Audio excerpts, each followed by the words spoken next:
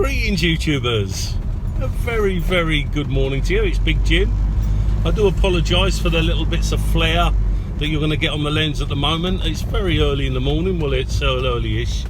It's just after 10:30, and it's the sort of latter end of December now, and the sun over here in the UK is very, very low in the sky, which means that we do get a glare on the roads here. So apologies for the sun, although it's been around for millions of years. I'll apologise on its behalf. Very good morning to you. It's Big Jim in his London Taxi International. Join me, 2003, with 280, just short of shy of 287,000 miles on the clock and counting. Very good morning to you. It's been about a week since I've done one of these. I'm on my way on to a little jolly, doing some Christmas shopping sort of stuff, just for the morning, and then I'm out with some people from work for a bit of a jolly as well. I'm not being taxi driver this time round. Taxi will be well and truly tucked up in its parking space, Poppy, and we'll be going out into the wilds and weirds of town and see what befalls us and what happens later on tonight. Anyway, I'm reporting on to you because this is why you've joined. It's a taxi vlog. You obviously want to know what's been happening on with me in the cab over the last the last week. Bumper's all been sorted, as you know. I told you someone hit the rear end of the bumper. That's all been sorted, nicely, happy. And then the other day, don't let this put you off, everyone. The other day, I noticed when I was coming back from work that this is weird, and I've not got to the bottom of it yet. So if anybody in the taxi fraternity that can sort of guess what it is and help me out over Christmas, whether or not I'll be attempting and having a look at it before Christmas, sorry about the glare. If I would do it before the Christmas, I don't know. But every time I'm on the road, and it started about a week ago, it's got nothing to do with the knock I've had, because remember, the knock someone hit me was from the rear of the car. This is on the front. When I go into a sweeping right-hand bend, no problems, or I'm on a straight road, absolutely no problems at all. When I turn into a left-hand bend, in other words, the near side of the vehicle now is being pulled in to the near side, I'm getting like a road noise, like a rumble, like a wheel bearing type noise, a sort of sort of noise. The minute you centralise the steering wheel, it's perfect, or a right hand bend, it's perfect. So the first thing I thought it might be is one of two things, and I've done that yesterday, and I'm yet to find out today, because it's not done it today. I've not been on a nice straight road where I can attain some speed. First thing I done was to check the power steering fluid, because as you know, I had the new rack sent to me, which I fitted.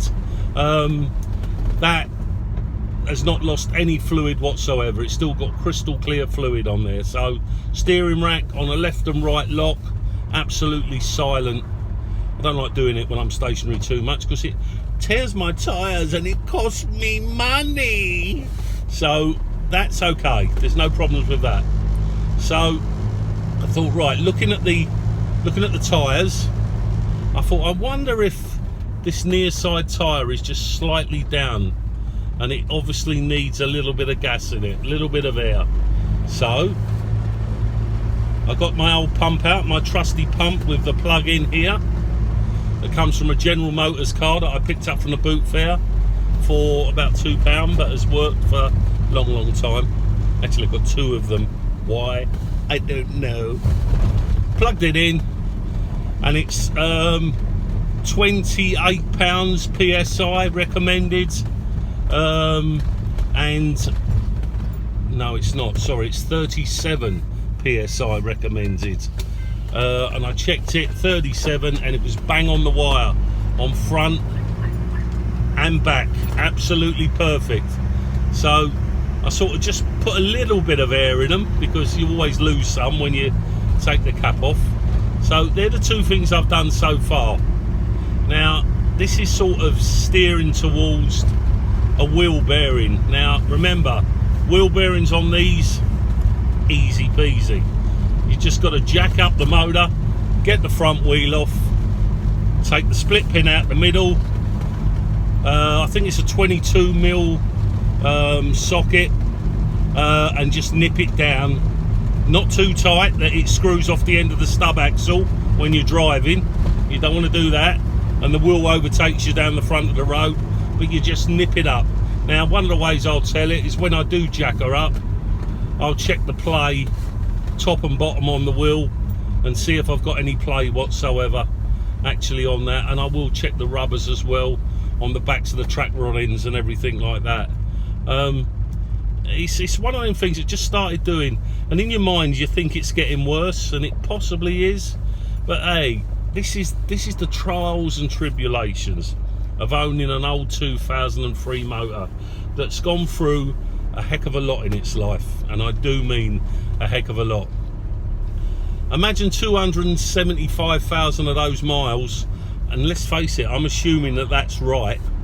275,000 of those miles have been in stop-start traffic. Possibly this vehicle was on a lease. It was a lease vehicle. Could have had numerous drivers throughout the year. Who knows? All I know is that she's probably had some abuse over the years, because when she come to me, she was in a sorry state.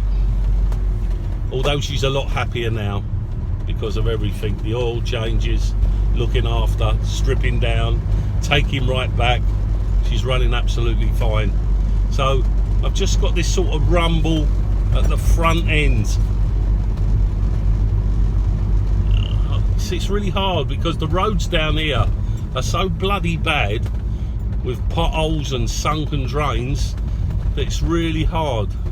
But my betting is it's either a wheel bearing that needs nipping up just a little bit, because I'll tell that, as I said, top and bottom when I get the wheel jacked up, or it's a wheel bearing that's shafted and needs replacing.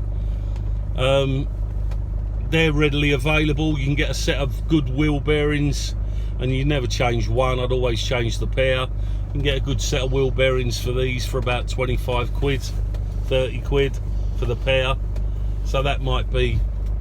I checked the hub after a long journey to see if anything was getting hot, because that's another sign if the bearings are starting to collapse and seize up, whether or not you put your hand on the actual hub section and you can feel it can get quite hot, but there's no undue heat off of it whatsoever.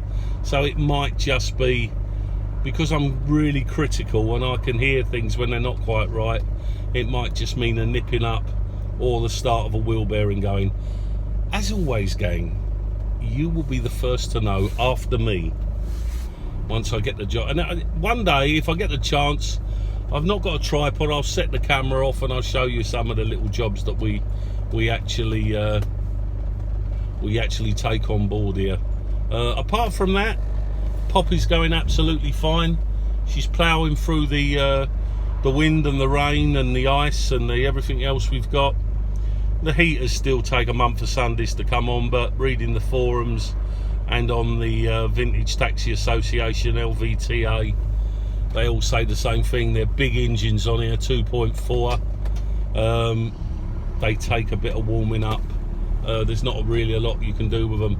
I've actually flushed the system through on this as well. When I got it, flushed the rad completely. Well, I back flushed it, so I pumped it all out the top, back flushed everything. It was in a bit of a dirty state, but I've seen worse. I've seen a lot worse, but there's brand new antifreeze right throughout here now when I put the new radiator in, so it's absolutely spot on, and it's not used any water or anything like that. So it could be thermostat, possible, but again, it's a big engine. She's a big old engine, and when I mean a big engine, she is a big one. For such a, well, not a little car, but for this, I've showed you, have a look under the bonnet on one of my previous videos, and you'll see there's not a lot of room under the bonnet here. Everybody said it was well and truly forced into here, getting this engine to fit this vehicle. Meant to give you more oomph. Not that I oomph very much. It's alright, just switching out my overdrive there, warming it up a bit. But no, everything's running really well on Poppy. Right, you'll hear her come in now as I switch it down. Isn't that lovely? Ew. She labours on down.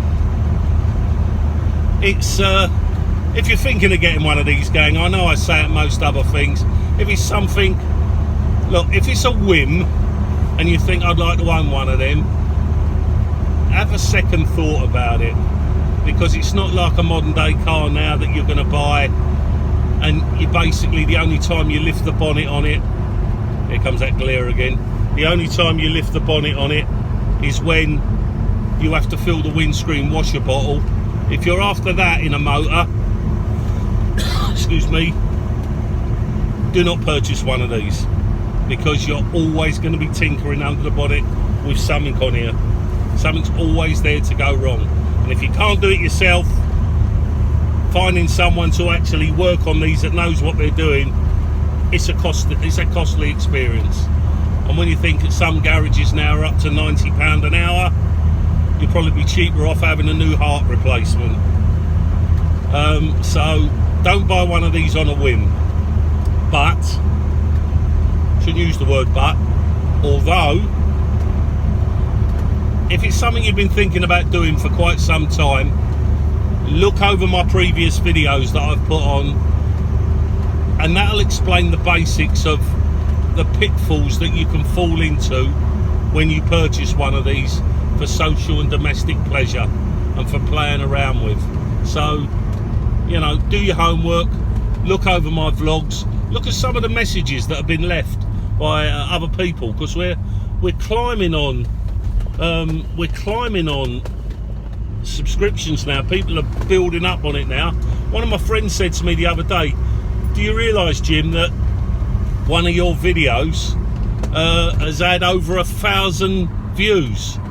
And I don't go back over my old videos. Once I've done them, that's it, they're forgotten. But you're not forgotten. And so I went into this video, one of the earlier ones, and he's right. I think it was about 1,300 views it's had. So that can't be bad. I ain't been going since the summer. Tell you what, this time next year, Rodney, we are gonna be millionaires. I'm waiting for the check to come through the post from Mr. YouTube, and then I can start throwing adverts up that sell Sillet Bang, that sell cars, that sell polka dot vests. I just need to be rich. And you don't need to be rich, gang, to own one of these, but you do need to have a little bit of money in your back pocket to fall into when things go wrong. There are plenty of these up on the market, and there's some bummers out there, and there's some good ones. This was a semi-bummer when I got it. You'll pay, as I said, £4 for a top 4 or 5 grand, down to 500 for an absolute pig. This now would be sort of up round the tops. I have been asked in the past if I want to part with her, and I've always said no, I'm never going to part with her. But in joining the London Vintage Taxi Association, I've been looking at some of the older taxis, the FXs, and I've been my mind has been drifting on whether or not I want to go backwards and actually hold. Now, I don't know if you can hear that, can you?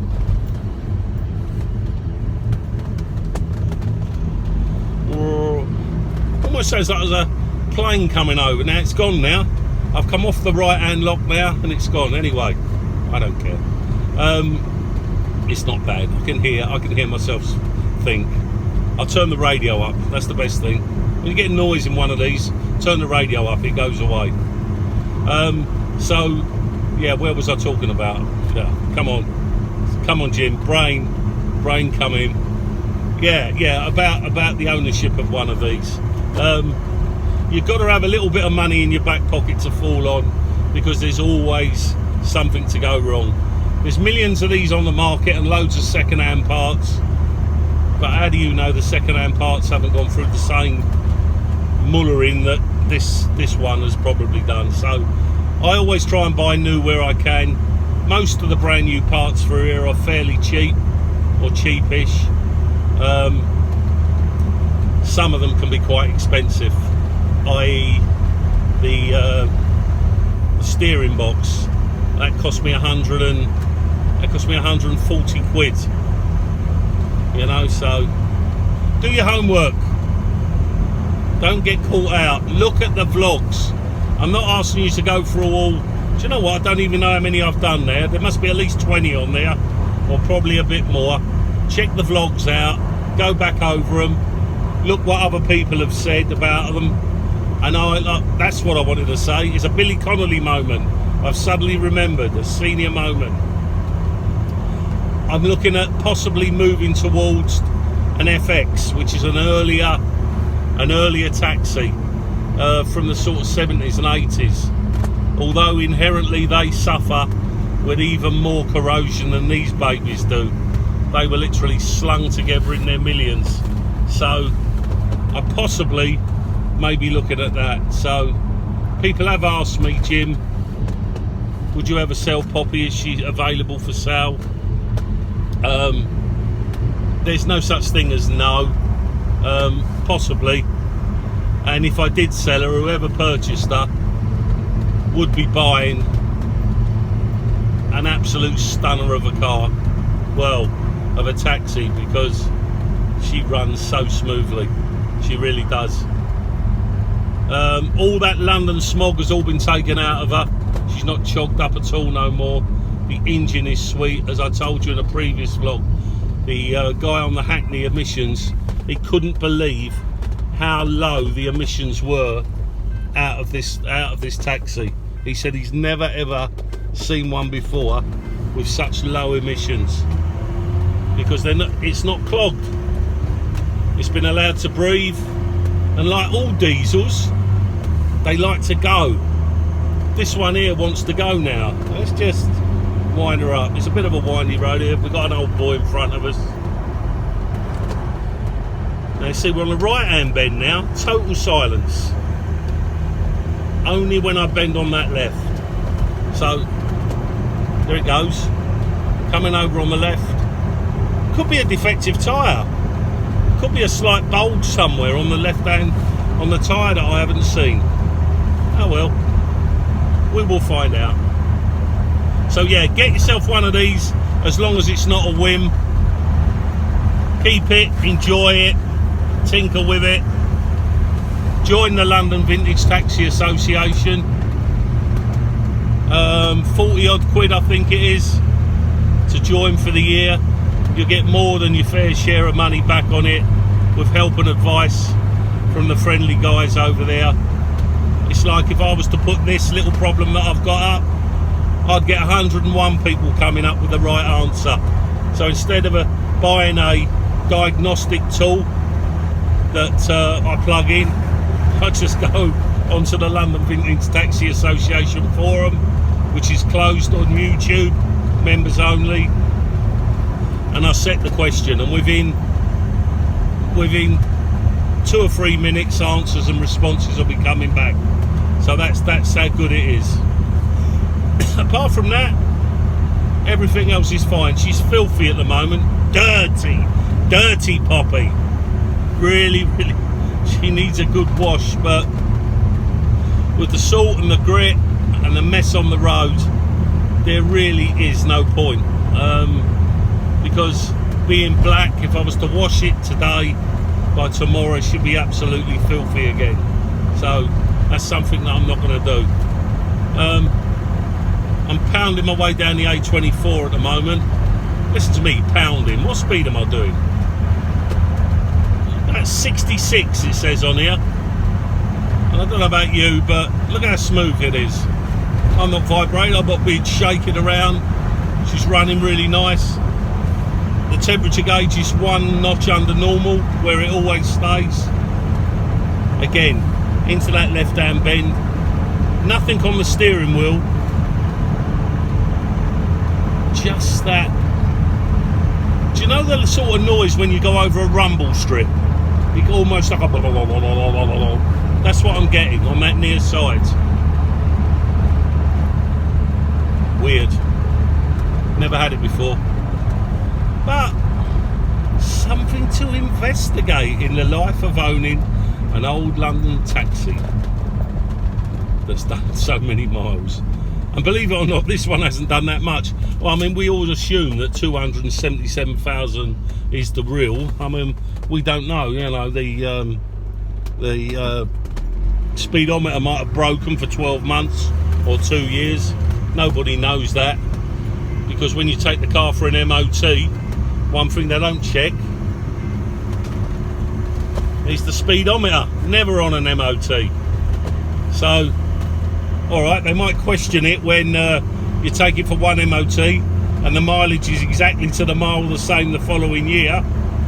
Yes, they may check it, but not if it's sort of 18 to 12 months and a bit longer. You know, it could have been done. This could have had a new engine in. I mean, who knows? I really don't know. When you buy one of these, the chances of it coming with any history is negligible. Don't expect a massive, great big portfolio of main dealer service history on this, because, guys, so I'm trying to sort of protect you, you won't get it. You'll get a car and a shake my hand, buddy, and off you go, and that's all you're going to get. So it's up to you to do your homework, gang, and make sure that you purchase the right vehicle. And there's loads out there, whether it be Facebook's got them for sale in Marketplace, YouTube, Friday ads, Trader, Exchange of Mark, they're all out there. But it's like picking apples off a tree. You've got to examine them, turn it, examine it, and make sure you pick the right one, because it's no good bringing home a rotten apple, because it's going to cost you, because you're going to have to go back and buy some more, and it's just going to rot. So I'm sure you know what I'm talking about there, gang. Anyway, that's it. I've said enough. 23 minutes of your life now that you're never going to get back, everyone. All I want to say, I will get another one out possibly before Christmas. We're up until about the 14th or 15th of December 2019 at the moment. I will, but I'm going to give you season greetings now.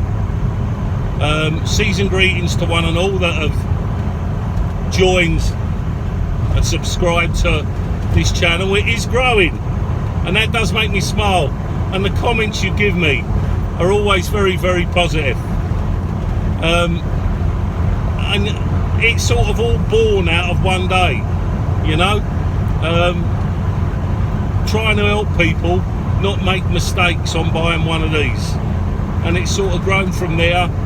And I sort of I did say at first I'll try and get one out every week, but it doesn't always go like that every week. It's been a little bit extended, but I will get them out, and I will try and get one out before Christmas. So all I want to say to everyone, to you and yours and your family and your extended family, a very Merry Christmas from the big fella, a very Merry Christmas from Poppy, who's been with us throughout this. I do hope that everything you wish for over Christmas you get, and hopefully you get some peace and quiet at this time. It's been a really sort of great few months since I've been doing this, and everyone's been so good, and I've had some lovely comments as well, and that just sort of makes the big guy over here smile. I've got got 60 or 150. I'd have a look and see how many subscribers I've got. I don't even know now. All I do know is I've got a lot more people now as friends than I had before I started this. So all you people out there, drive safe, whatever you're driving. Make sure you keep safe at all times. Stick to the speed limits, and then you won't go far wrong. Be observant at all times, and enjoy yourself. And if it is enjoy in one of these, then even better, because they're a great bit of fun, honestly. Okay guys, from Big Jim in his London Taxi International, 2003 plate, 287,000 miles almost on the clock and counting. A very Merry Christmas. Thank you, and please, if you haven't done already, subscribe below, and I'm sure we'll do it all again before Christmas. Cheers everyone, bye.